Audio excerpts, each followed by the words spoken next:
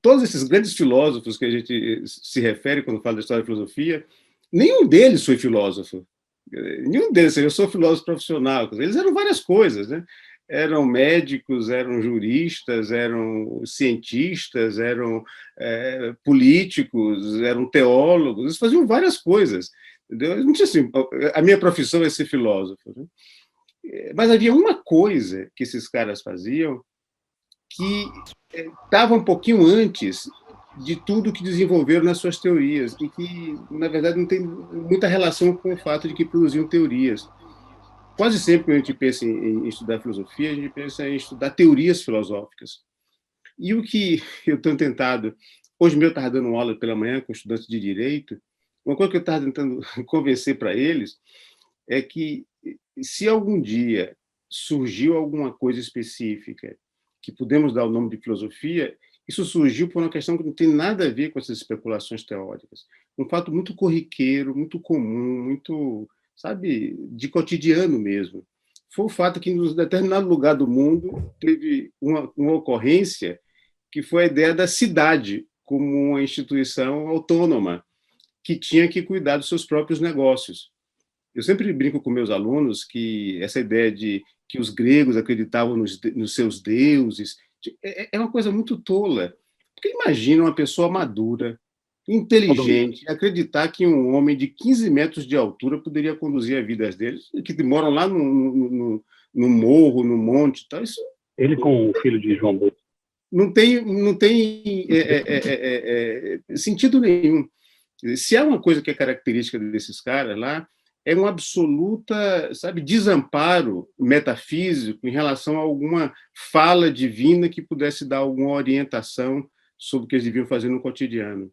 Então, eles tinham a cidade, sabiam que só eles podiam cuidar da cidade, sabiam que os negócios da cidade sempre eram muito urgentes e que, o que é mais terrível, é que nos negócios da cidade, não é que é possível ter, é que é necessário que tenha desacordos e conflitos.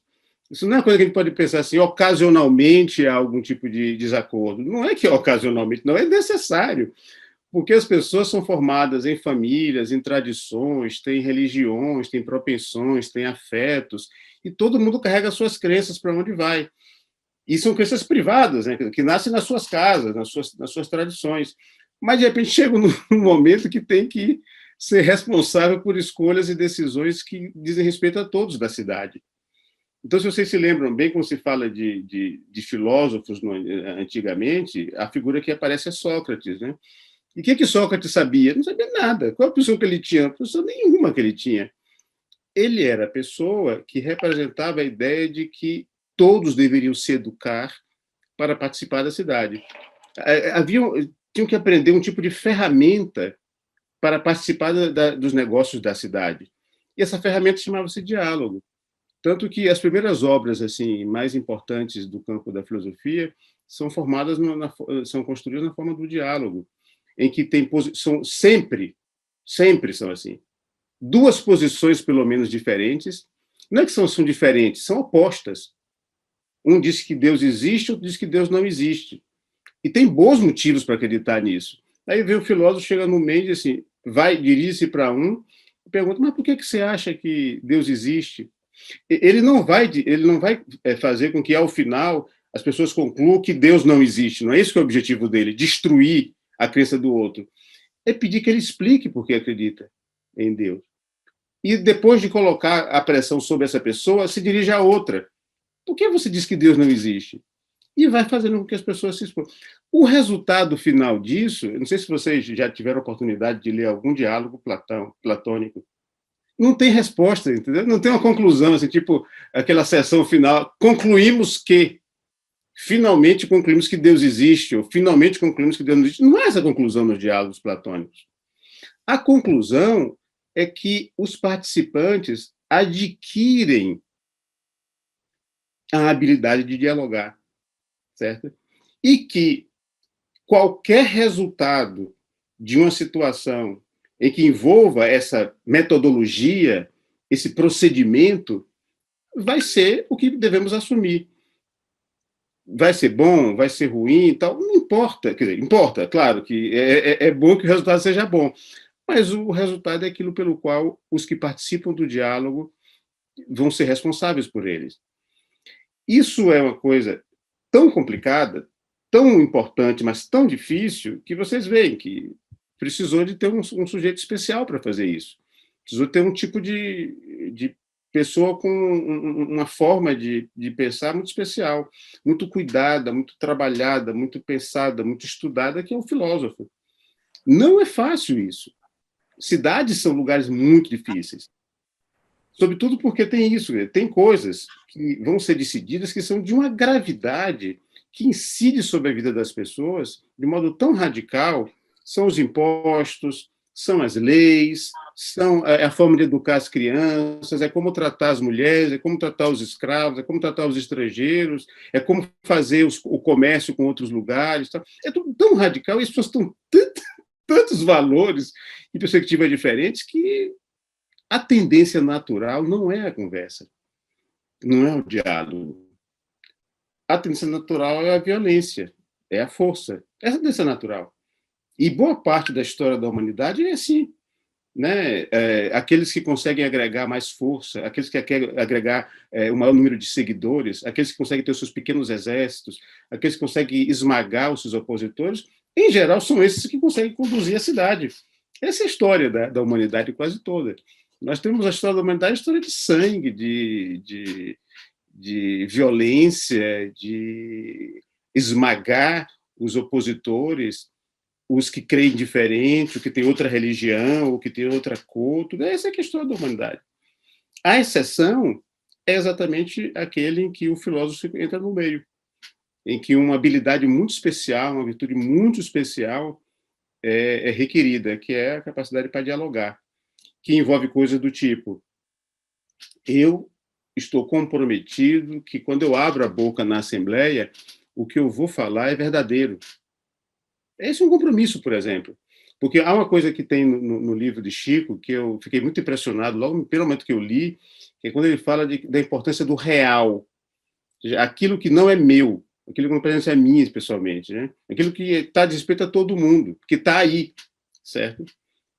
Então, quer dizer, não é uma coisa assim tão trivial, tão simples, tão fácil você compreender que é possível que existam posições, ideias que são distintas da sua, mas que podem ser verdadeiras e a sua falsa. Isso é muito bacana num seminário filosófico, porque seminários filosóficos são sempre assim, né? Um debate, desacordo, tal, e depois a pessoa sai para tomar um vinho, um uísque num restaurante assim sofisticado normalmente, né?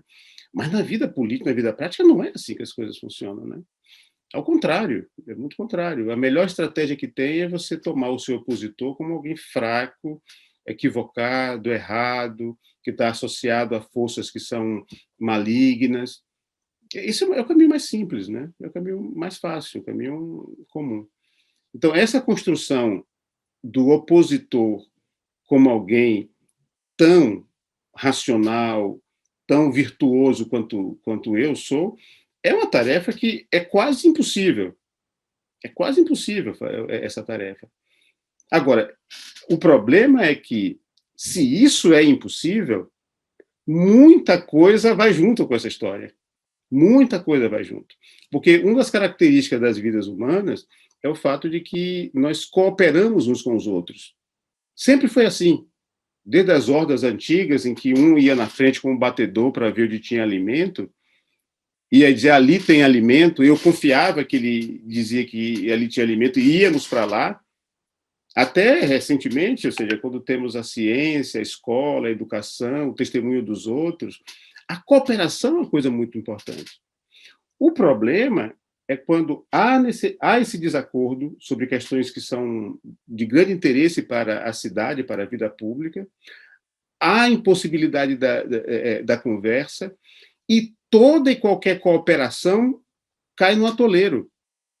Porque, enquanto há um desacordo sobre uma questão, por exemplo, mais genérica, sobre o que é o justo, e as pessoas ficam em posições distintas, todo mundo que considera o opositor o menos racional, o outro, o que deve ser destruído, todas as outras coisas que esse outro opositor tem e que não diz respeito a esse conceito abstrato, genérico, envolve, começam a ser atolados também pelo fato de que ele é colocado como um ser que é um opositor que não merece respeito.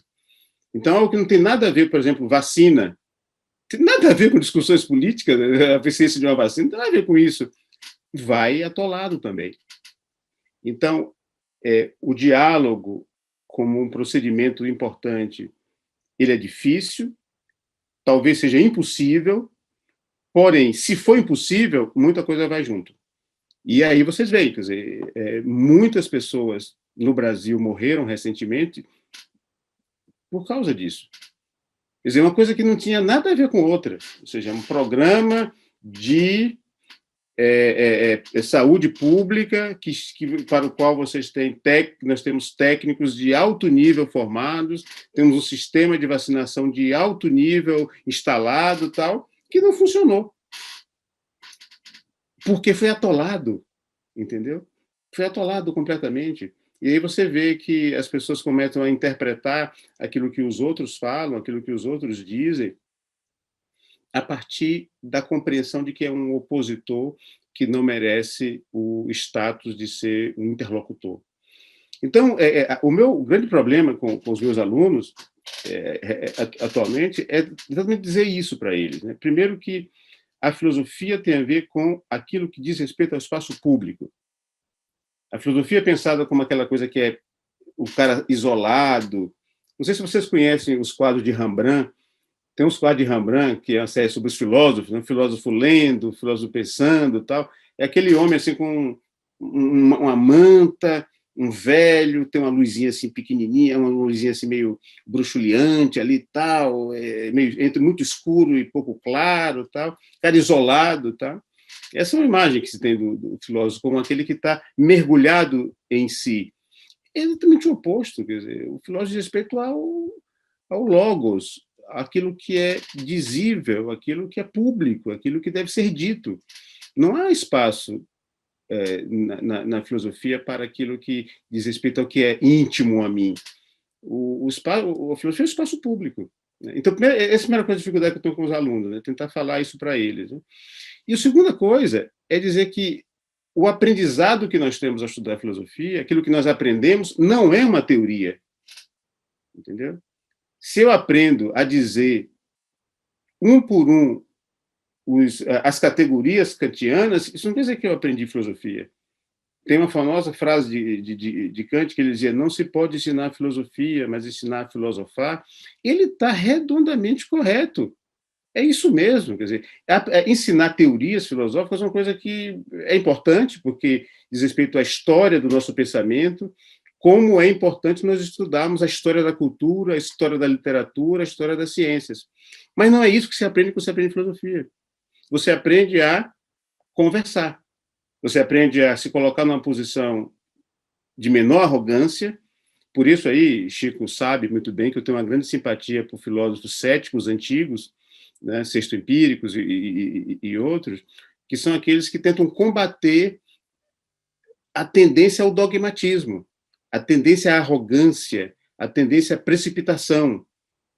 Essa é a coisa fundamental. Se você consegue ter uma posição que seja de curiosidade, de atenção, de investigação, de pesquisa, e ser menos arrogante, ser menos prepotente, ser menos precipitado, aprendeu tudo de filosofia.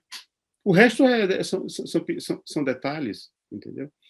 Então, essa, para mim, é o meu grande interesse hoje, né?